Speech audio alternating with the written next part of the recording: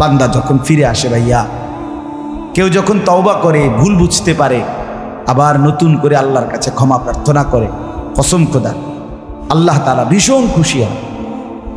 হাদিসে আছে আল্লাহর কোনো বান্দা যখন তওবা করে, আল্লাহ তখন ফেরেশতাদেরকে বলে, আমার ফেরেশতারা 7 আসমান আর জান্নাত সাজিয়ে দাও। ফেরেশতারা জান্নাত সাজায়, আসমান সাজায়। ফেরেশতারা ডেকে বলে, রব্বুল আলামিন কি হলো যে কারণে আসমান সাজাইলেন, জান্নাত সাজাইলেন? রব্বুল আলামিন তখন বলে, আসলাহাল আবদু মাওলাহু, এক ভেগে যাওয়া গোলাম আজকে তার মনিবের সাথে সম্পর্ক ঠিক করে ফেলছে।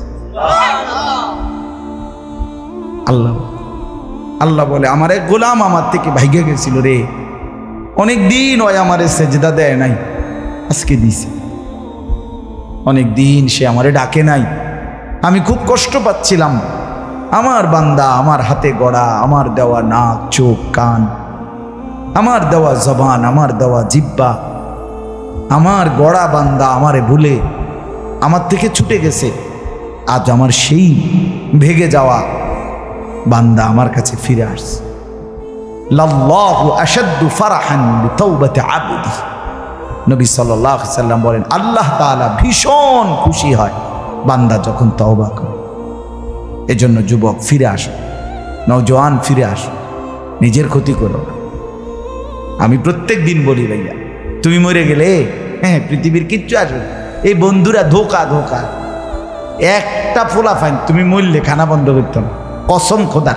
তুমি লিখা নাও, তোমার একটা ফ্রেন্ড এক লগে যদি বইয়ে বইয়ে বিড়ি খায়, তোমার লগে গাঞ্জা খায়, ফুটটা খায়, বাবা খায়, মদখোর, গাঁজাখোর, একসাথে বইয়া উলঙ্গ ছবি দেখো, ওই জানোয়ারে জিজ্ঞেস করো বলে, আমি মরলে আমার ঠ্যাংটা ভাঙলে তুই এক বেলা খানা বন্ধ রাখবি।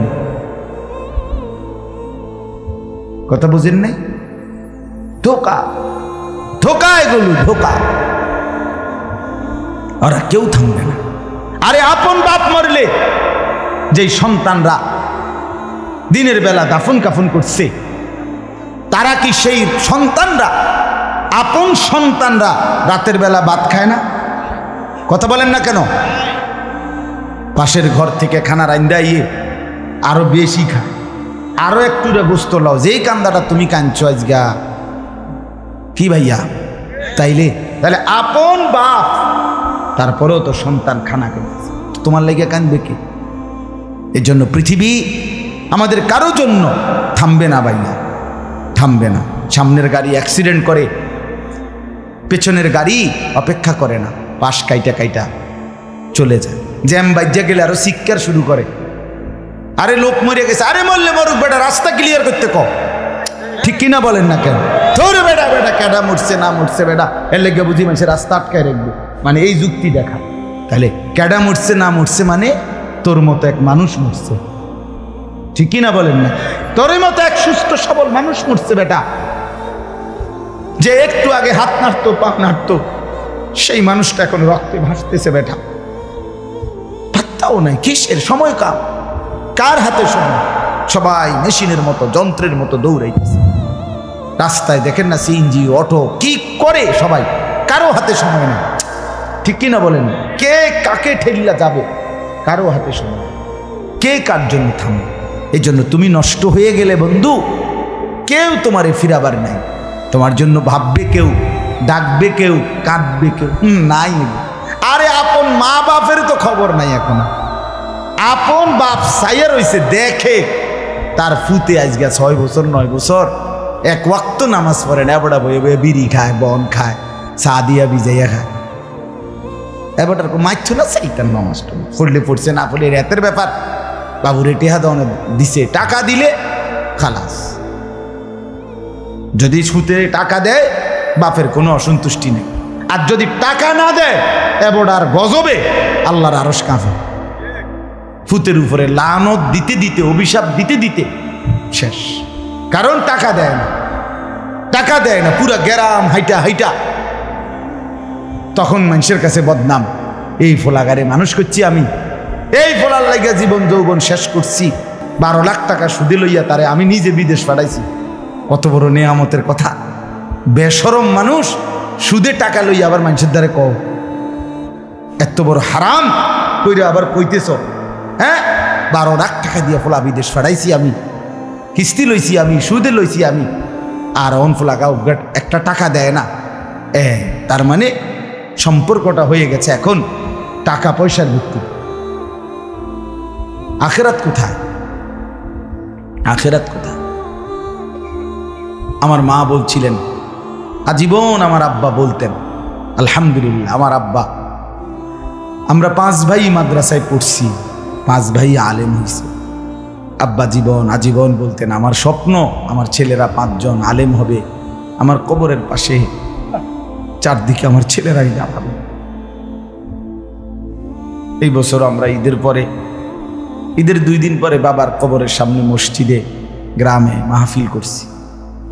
আমি বয়ান করছি, আমার বড় ভাই বয়ান করছে, আমার ছোট ভাই বয়ান করছে, আমার আব্বার, আমরা 5 ভাই 3 বোন, আমাদের ছেলে মেয়ে মিলে, আর আমার মা বাইচা আছে, আমরা মোট 45 জন।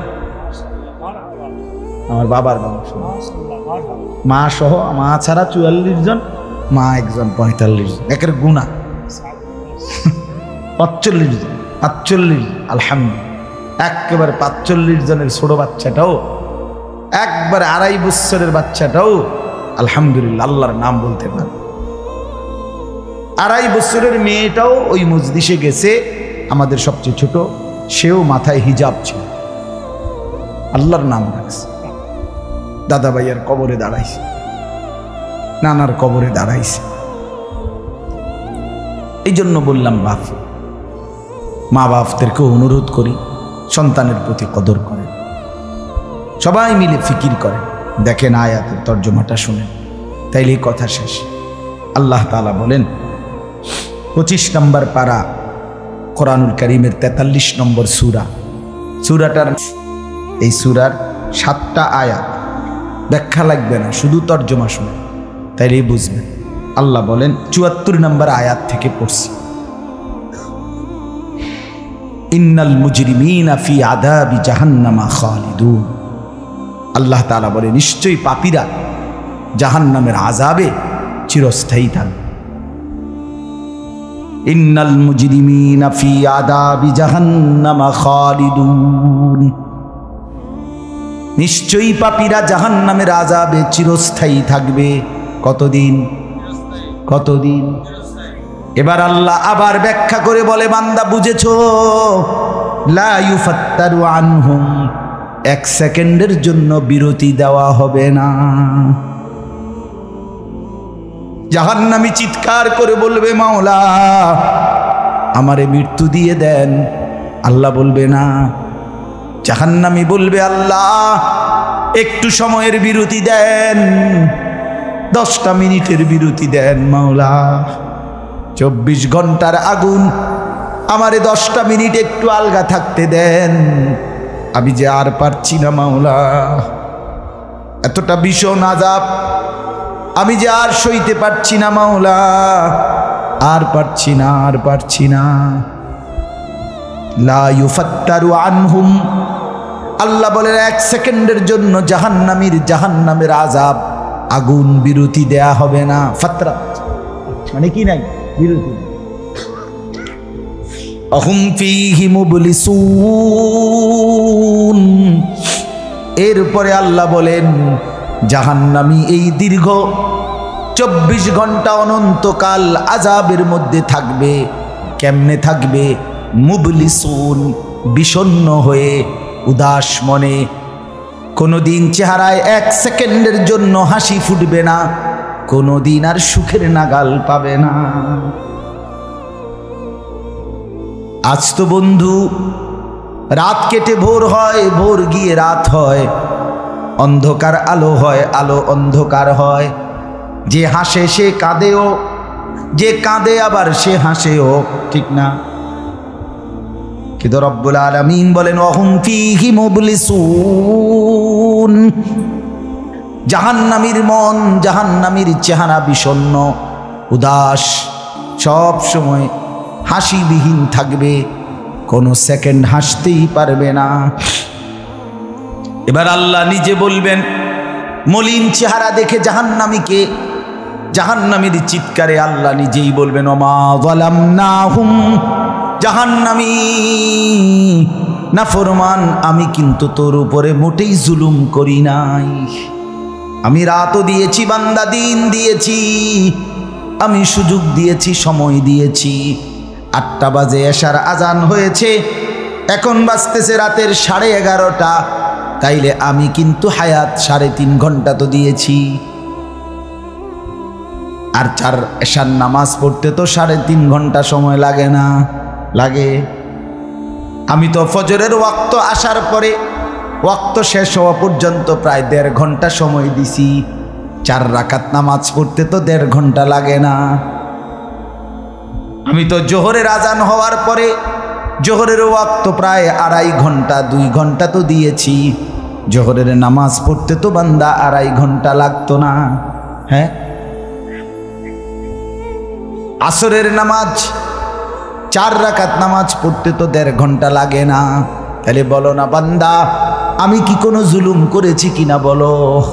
ওমা যালামনাহুম, আমি বান্দা নাফরমান, আমি কিন্তু তোমাদের উপরে তাদের উপরে জুলুম করি নাই। ওয়ালাকিন কানু হুমুজ জালিমিন। আল্লাহ বলে বরং নাফরমান জাহান্নামী তুই নিজেই নিজের উপরে জুলুম করেছিস।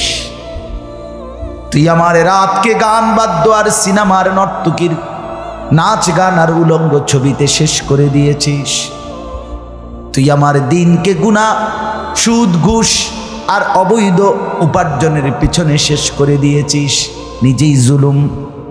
এবার শুনেন, এবার আল্লাহ তাআলা বলে জাহান্নামী, এবার শুনেন আল্লাহ যখন এটা বলবে জাহান্নামী এই ভীষণ আযাবে একটা বিরতি নাই। এবার জাহান্নামের ফেরেশতাকে ডাক দিবে। জাহান্নামের দায়িত্বে প্রধান যেই ফেরেশতা, ওনার নাম মালিক। ওনার নাম কি? মালিক ফেরেশতা। এই কোরআনে ওনার নাম ডাইরেক্ট এখানে আছে। জাহান্নামী বলবে ওয়ানা দাউ ইয়া মালিক লিয়াকদি আলাইনা রাব্বুক। ওহো, আল্লাহ বলে জাহান্নামীরা, জাহান্নামের ফেরেশতা মালিককে ডাক দিবে ইয়া মালিক, হে মালিক শোনো না, ফেরেশতা একটু শোনো না। লিয়াকদি আলাইনা রাব্বুক, ফেরেশতাকে বলবে ফেরেশতা তোমার রব, তোমার আল্লাহকে একটু বলো না এমন কষ্টের আযাব না দিয়ে আমারে চিরতরে একবারে শেষ করে দিতে, আমি যে আর পারছি না। লিয়াকদি আলাইনা রাব্বুক, বলো না ফেরেশতা, তোমার মাওলাকে বলো না, তোমার রবকে বলো না আমারে একদম শেষ করে দিতে, আমারে মৃত্যু দিয়ে দিতে, আমি যে আর পারছি না। কেমনে সইব এত গরম, কেমনে সইব এত আযাব? ফেরেশতা তখন বলবে ক্বালা ইন্নাকুম মাকিসুন। ফেরেশতা বলবে না নাফরমান পাপী, এই জাহান্নামী তোকে অপেক্ষা করতে হবে, মৃত্যু হবে না। আল্লাহ বলবেন লাকাদ জিনাকুম বিল হক, আমি তো বান্দা সত্যের বাণী, সঠিক বাণী বারবার তোমার কাছে নিয়ে এসেছিলাম।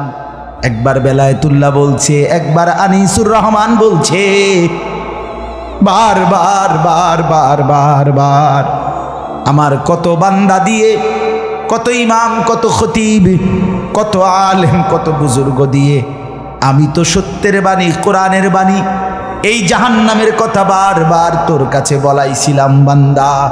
ওয়ালাকিন্না আকসারাকুম লিল হাক্কি কারিহুন, কিন্তু তোমরা তো অধিকাংশই আমার সত্যের আহ্বান, আমার কোরআনের আহ্বানকে অপছন্দ করেছো। পাত্তা দিছ এত বাদ দিস হুজুর লাইতান কই বই মাতিস তাই আছে না? এমন ব্যর্থ মিজলো কথা বলে না। অনেক বুড়া মানুষও আছে, বুড়া মানুষ। আর রাখো হুজুররা যত কয় এত না, কিছু কইতে লাগলে বাড়াইয়াও কয় বেটা হুজুররা বেড়ায়। কথা বলেন না কেন? হ্যাঁ, আরে রাখ আল্লাহ ভরসা বেটা, আল্লাহ ভরসা কিতা, আল্লাহ ভরসা কিতা মানে আল্লাহ কি, আল্লাহ কি হিসেবে ভরসা আমি এটা আবার বুঝাই এখন।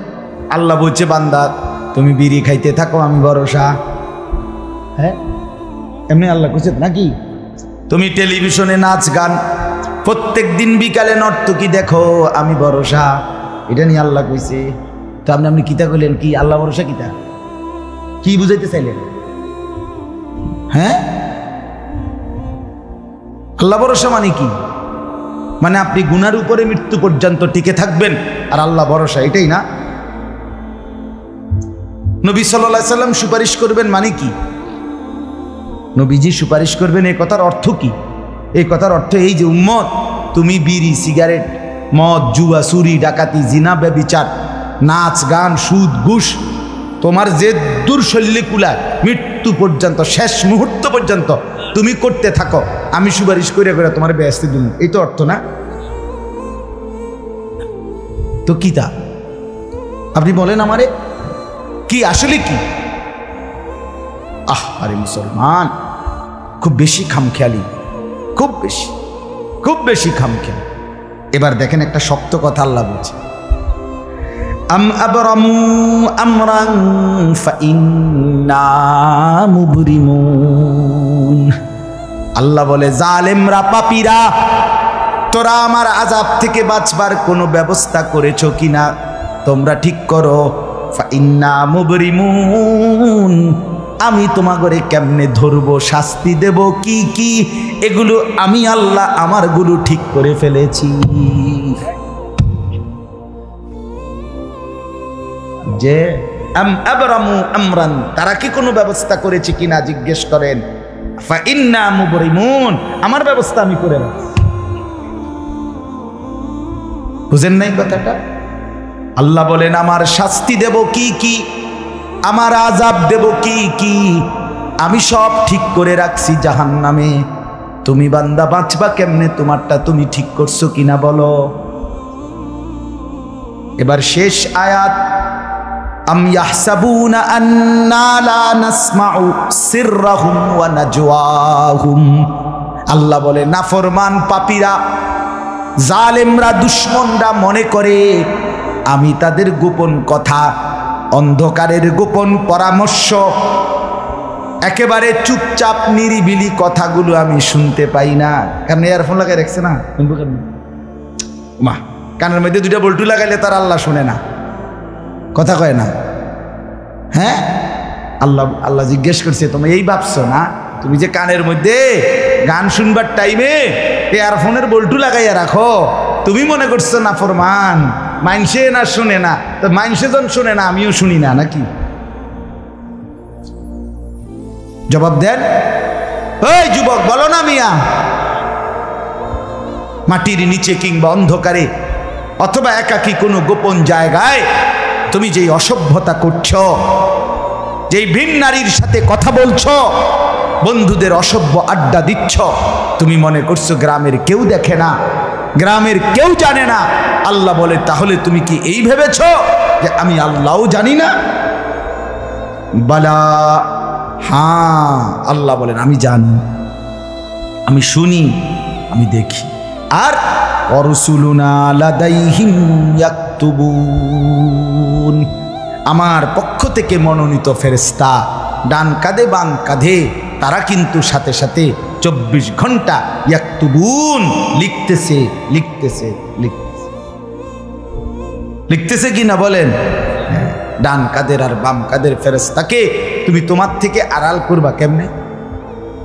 বলেন না কেন? কেমনে আড়াল করবেন? সুযোগ আছে কারো? আল্লাহ আমাদেরকে বুঝ দান করে। অতএব বাপ, জাহান্নামীর আত্মচিৎকার শুনলেন আপনি, জাহান্নামী আল্লাহকে ডাকবে, জাহান্নামী ফেরেশতাকে ডাকবে, জাহান্নামী একটু আযাবের হালকা করতে চাইবে, জাহান্নামী মৃত্যু কামনা করবে, জাহান্নামী কতভাবে যে বাঁচতে চাইবে, কিন্তু কসম আল্লাহ বাঁচতে পারবে না। এজন্য দয়া করে রাত গভীরে মেহেরবানি করে চলেন প্রত্যেকে, ইনশাআল্লাহ সিদ্ধান্ত নিন। শেষ পর্যন্ত যে কয়জন যুবক টিকে রইলা, বসে রইলা, ভাইয়া তোমাদের কাছে অনুরোধ, আজকের থেকেই বদলাও ভাইয়া। আগামী দিনে মুসলমানের জন্য, ইসলামের জন্য খুব বেশি যুবকের দরকার। তোমরা না আগাইলে, তোমরা না ফিকির করলে আগামী দিনে ইসলামের জন্য লড়বে কে? সারা পৃথিবী ইসরায়েলের ইয়াহুদিদের জুলুম অত্যাচার এখনো তো শেষ হয়নি। সেই গত বছর অক্টোবর মাসে ফিলিস্তিনের মুসলমানদের উপরে বোম্পিং অত্যাচার শুরু হয়েছে।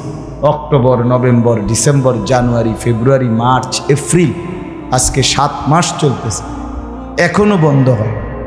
আজকে 7 মাস যে মানুষগুলো যাদের কোনো ঠিকানা নাই, নারী, পুরুষ, বাচ্চা, কোলের বাচ্চা, বলেন ভাইয়া 7 মাস তারা কি পরিমাণ মানবেতর জীবন যাপন করতেছে। এই রমজানেও ফিলিস্তিনের মাসুম বাচ্চা খাবারের অভাবে, ইফতারের অভাবে ঘাস চাবাইছে। এটাও তো ছবি আসছে, ঘাস চাবাইছে। আমার বাচ্চাটা 2.5 বছর, একটা মেয়ে আমার সাথেই ঘুমায় রাত্রে, প্রায় সময় রাত্রে উঠা এই 2 ঘন্টা 2.5 ঘন্টা হঠাৎ উঠে পাবো পানি ঘামো, পানি ঘামো। আমি সবসময় আমার বালিশের পাশে, খাটের পাশে পানি রাখি হেল লাগে। তাহলে আমার এই ছোট্ট মাসুম বাচ্চা যখন পানি চায়, আমি তারা পানি দিই। ফিলিস্তিনের এই ছোট বাচ্চা যদি তার মার কাছে পানি চায়, সে মা কোত্থেকে পানি দিবে? হ্যাঁ, আমার ছেলেটা 6 বছর 7 বছরের, ওরা দুইজন, এই ছোট মেয়েটা আর এই ছেলেটা সারাক্ষণ বাসায় এই একবার এটা খাই, ওইটা খামো, ওইটা খামো, ওইটা খামো। আমার এই কত সময় ফোন দিয়ে, আবু এটা আইন, ওইটা আইন। ওই দিন রাতের বাজে 1টা-1:30, আবু মালটা আইন। আমি 1 কেজি মালটার জন্য 3 বাজারে গেছি, রাতের বাজে গেছে 1টা-2টা, কোথাও দোকান খোলা নাই। আমি দেখলাম বাসায় আমার ছেলেটাও মেয়েটাও, এই ছোট, কসম আল্লাহ, আমি গেট খুলছি, দরজা আমার জন্য দৌড়ে দাঁড়ায় আছে, ও মালটা আনছি না। আমি জড়ায় ধরে বললাম যে আব্বা কোথাও পাই নাই, একটা দোকানও খোলা নাই। মানে আমি তো জানি সকালে আনতে পারবো, ঠিক না, শুধু রাতে আনতে পারি নাই, এটাই আমার কাছে এতটা কষ্ট লাগছে। তো যেই বাবা, যেই মা ওই মাসুম বাচ্চাদেরকে আজকে 7 মাস খাবার দিতে পারে না, ওই বাচ্চাটা কি, ওই বাবার কলিজার কি হালাত? এমন পরিণতি যদি আমাদের হয়, এমন পরিণতি যদি তোমার ছেলের বেলায় হয়, বলো যুবক, তোমার বিয়ের পরে থেকে যদি শুরু হয়, তোমার বাচ্চা হওয়ার পর থেকে যদি শুরু হয়, তখন কি হবে? এজন্য আল্লাহকে নারাজ না করো, আল্লাহকে নারাজ না করো। দয়া করে ফিরতে চাই, আমরা ফেরাইতে চাই, নিয়ত করি ইনশাআল্লাহ। ঠিক আছে না? ইনশাআল্লাহ নতুন করে ভাবো, সবাই একসাথে ভাবা পারবা না। যেই যুবকদের ফিকির আছে, বুঝ আছে, দিমাগ আছে, তুমি নামাজ পড়ো, ইনশাআল্লাহ ভালো হবে। তুমি মোবাইল প্রয়োজনে ব্যবহার করো, যার যেটুকু প্রয়োজন এটুকুই বলো। শুধু শুধু নারীর ছবি, নাচ, গান, অস্থির দৃশ্য, কোনো দরকার নাই। আর হিম্মত করে নামাজ, যে মরি বাসি, এত বেজ্জুতি কথা শোনার চাইতে, এত কষ্টের চাইতে, পরকালের অশান্তির চাইতে নামাজ পড়বো আমরা। দেখবেন ছেলেরা, তোমরাও হিম্মত করে শুরু করলে 5 ওয়াক্ত নামাজ ওষুধের মতোই মনে করো না, বিষ ওষুধ, তিতা ওষুধের মতো। দেখবে 1টা মাস যদি কেউ একটু জন্মা যে মরি বাসি নামাজ পড়মুই, কসম একসময় এটা মজাদার হয়ে যায়। হ্যাঁ, সেজদা দিলে খুব মজা হয়। সেজদা দিলে বান্দা আল্লাহ পিঠে মাথায় আদর করে হাত বুলায়, খুব আদর করে, আল্লাহ পাক খুশি হয়, বান্দাকে কুলে তুলে নেয়, আদর করে। এই জন্য আমরা দয়া করে ইনশাআল্লাহ নামাজ পড়ি। পর্দার আড়ালের মা বোন যারা আছেন, মা, আপনি যদি বেপর্দা হন, আপনিও শেষ হইলেন, এলাকার ছেলেগুলোকেও নষ্ট করলেন। একজন বেপর্দা নারী শুধু নিজে গুনাহগার, সে অসংখ্য মানুষকে পাপে অংশগ্রহণ করায়। এই জন্য একজন বেপর্দা নারী, সে সরাসরি জাহান্নামের ফেরিওয়ালা। সে কিসের ফেরিওয়ালা? জাহান্নামের ফেরিওয়ালা। সে জাহান্নামের ফেরিওয়ালা, আগুনের ফেরিওয়ালা। কারণ সে তো তার রূপ যৌবন দেখাইতেছে, ফেরিওয়ালার মতো পিছনে পিছনে ডাকতেছে অসংখ্য যুবককে, দেখো আমাকে, বরবাদ করো নিজেকে, বরবাদ করো নিজের চরিত্র, বরবাদ করো নিজের কবর, বরবাদ করো নিজের আখেরাত। তাহলে সে গুনাহের ফেরিওয়ালা, সে জাহান্নামের ফেরিওয়ালা, সে অসভ্যতার ফেরিওয়ালা। এই জন্য একটি সমাজের মধ্যে সবচেয়ে নিকৃষ্ট বেপর্দা নারী, বেপর্দা নারী। আল্লাহ তাআলা আমাদের মা বোনদেরকেও হেফাজত করে। আজকের মাহফিল যে যুবকরা সাজাইছে, আল্লাহ তাআলা সমস্ত নওজোয়ানদেরকে কবুল করেন। বাস্তবতা হইল আসলে 4-5 মাস, মেইন শীত সিজন 4 মাস 5 মাস। এখন 5 মাসে যদি 30 দিন করে হয় তাহলে হইল 150 দিন। যদি প্রতিদিন 2টা করে মাহফিল দিতে হয়, দেওয়া যায়, তাহলে 300 মাহফিল মনে করে। এখন মাহফিলের কাগজ আমার গাড়িতে এখনো আছে মনে মনে কমপক্ষে 1,500-2 হাজার। এটি আমরা ফরে রয়েছে কাগজ, ব্যাগ ভরা এতটি কাগজ। আমি কি করতে পারি, কেমনে দাও, কিভাবে দাও এগুলো? আচ্ছা, সারা বাংলাদেশ তো নবীনগরকেই বলে, ঠিক না? বাংলাদেশ মানে তো নবীনগর। আপনি বলেন সারা দেশ থেকে এই মাহফিল নিয়ে কাবজাব, কত মানুষের আবেদন, অনুরোধ, কাকুতি মিনতি। এরপরও আমাদের এই মুফতি বেলায়েতুল্লাহ সাহেব এবং আমাদের এই নবীনগর এসআর মসজিদের ইমাম মকবুল ভাই, মৌলানা মকবুল সাহেব, এরা সবচেয়ে বেশি মাহফিলেই কম না। আলহামদুলিল্লাহ, আমি চেষ্টা করছি, ওনাদেরকে অনেকগুলো মাহফিল দিচ্ছি, আরও দেওয়ার ফিকির আছে, কিন্তু আসলে সময় একদমই অল্প। মূলত খুব বেশি ডেট নাই, কুলাম যায় না, এই জন্য এই সময় দিতে হয়েছে। ওই ভাই ইমাম সাহেব অনেক অনুরোধ করছে, আমারও মনে আছে, ওখানে বারবার বেশি অনুরোধ করছে। এই জন্য যাক, আল্লাহর দয়া আশা হয়েছে। আমিও আপনাদের জন্য দোয়া করি, আপনারাও আমার জন্য দোয়া করবেন। আল্লাহ তাআলা আমাদের সবাইকে মিলেমিশে দ্বীনের কাজে অংশগ্রহণ করার তৌফিক দান করেন। আমিন। দোয়া করুন। আল্লাহ কবুল করেন।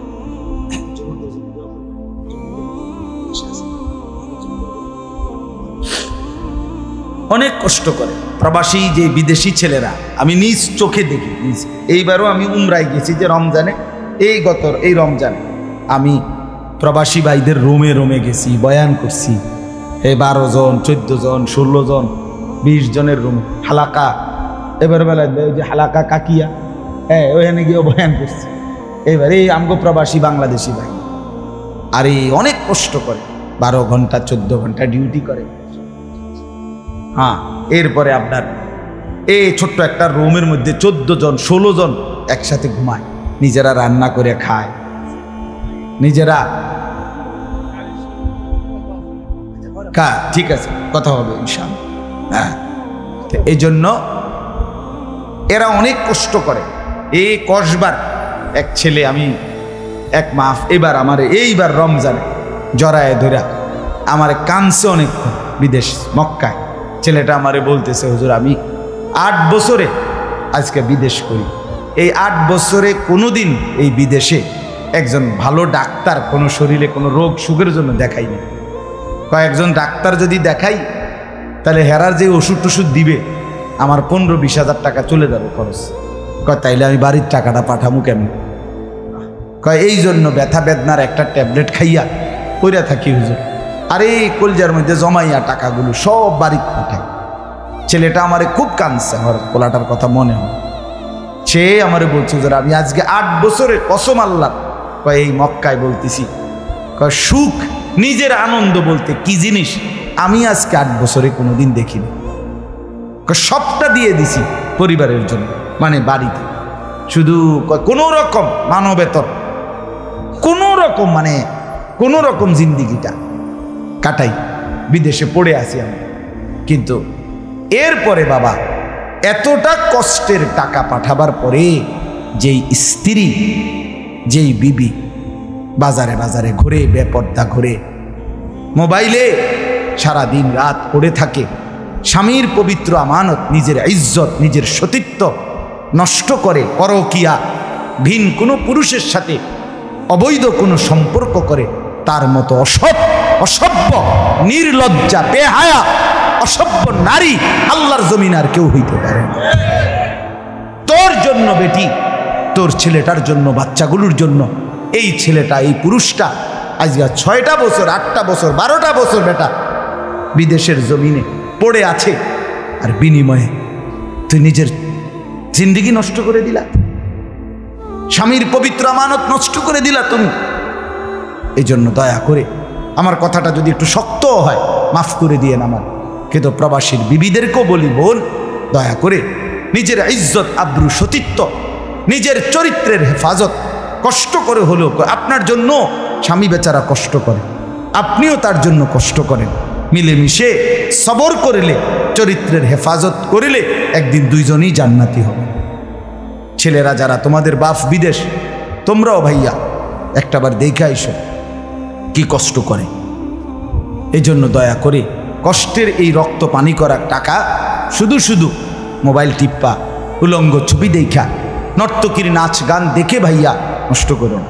এত বড় জুলুম বাপের উপরে কইরো না, আল্লাহ সইবেন। এত বড় জুলুম কইরো না, একদিন তুমি কষ্ট পাইবে, একদিন তোমার উপরে এই মুসিবত আসবে। আল্লাহ আমাদের ছেলেদেরকেও হেফাজত করেন। মসজিদের কাজ আমি নিজেও দেখছি, আলহামদুলিল্লাহ মসজিদের কাজ চলতেছে।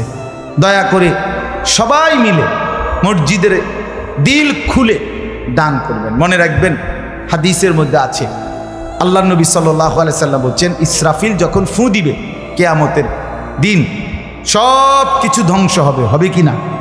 কথা বলেন না। ইল্লাল মাসাজিদ, নবীজি বলছে মসজিদ ব্যতীত। ইসরাফিল ফু দিলে আসমান জমিন চন্দ্র সূর্য ঘর বাড়ি দালান বিল্ডিং পাহাড় নদী সব চুরমার হয়ে যাবে, মসজিদ ভাঙবে না। বোতলে মসজিদ কি হবে? এক মসজিদ আর এক মসজিদের সাথে লাগবে, মিশবে আর কি, মিশা সব মসজিদ কাবা ঘরের সাথে মিলবে, একসাথে আল্লাহর ঘর কাবা সহ একসাথে সবগুলো জান্নাতে চলে যাবে। এরপরে এই জন্য মসজিদের দান যে করলেন, আপনি মসজিদে টাকা পয়সা দান করলেন, যে এই মসজিদটা আপনি বেশ দিকে দেখবেন। আর এই যে আমরা গ্রামের মসজিদ বুঝেন না, এই জন্য মসজিদের দান শেষ হয় না। মসজিদের দান কি হয় না, শেষ হবে না। আপনি দিয়ে যাবেন, এ আগে দিছেন আবার দিবেন, সামনেও দিবেন, ঠিক আছে ইনশাআল্লাহ। সবাই সহযোগিতা করেন। ভবিষ্যতেও ছেলেরা তোমরা নিজেদের এই মাহফিল আন্তরিকতার সাথে মিলেমিশে চালু রাখো, চেষ্টা করবা। আমরাও যদি কখনো আবার সুযোগ পাই আসার চেষ্টা করব। আরও ওলামায়ে কেরাম বেলায়েত ভাইয়ের সাথে কথা বললে ফিকির করে দেবে ইনশাআল্লাহ, চেষ্টা করে দেবে। আল্লাহ তাআলা সবাইকে কবুল